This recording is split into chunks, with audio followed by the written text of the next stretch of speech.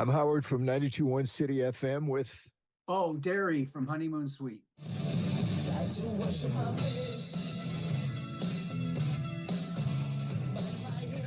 Let me take you back 40 plus years ago.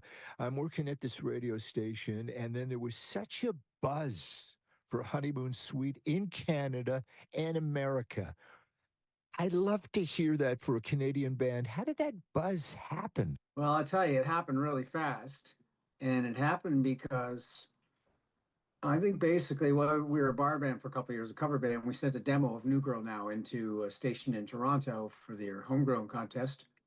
And it won the contest, started getting airplay, started generating interest, led to a record deal. And then once we got signed, we cut our album, and Much Music was just starting, and MTV. So had to make the video. So all these things just happened all at the same time. And that created a huge buzz. I love to hear that. So I'm a guy that loves radio, and I listen to Sirius Satellite. I still hear Honeymoon Suite being played on the American satellite stations. It's great, man. Those songs have just keep coming around. It's on Hair Nation and all the other ones. I mean, they're kind of in the fiber or in the ether of the '80s rock, of course, in Canada, and even in the U.S. You got New Girl Now and Feel It Again.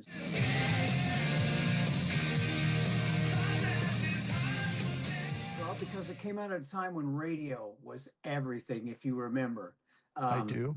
Canada radio was everything, numbers, and they built bands, and they still support us. So you had the airplay, and here we are, still getting it years later.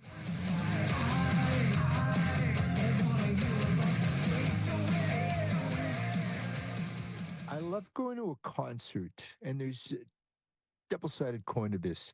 When a band respects the original tune and they do not deviate from what that sounds like. And I want to tip my hat off to you guys. I have it in my memory bank how the band should sound. Has that always been a philosophy of the band? Yeah, it has, and I couldn't agree with you more. When I go see a band, I want to see the band. I mean, preferably the original band, the band that played on the recordings, which is a big bonus, and to play them as they were recorded. That's what we do. Number one, we've got the original guys. So Dave and Gary, they played on all those songs. So when we play live, that's them. And it's true. We're very meticulous about staying true to the original recording. I wouldn't have it any other way, because that's what the fans came to hear. They don't want to hear your kind of improvised version of it because you got bored of playing Feel It Again the same old way. No.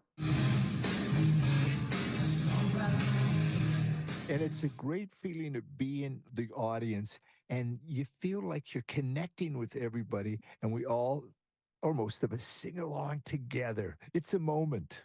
It is.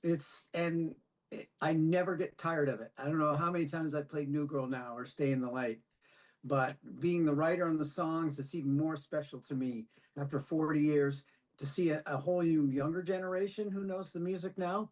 They probably weren't even born, when we were happening.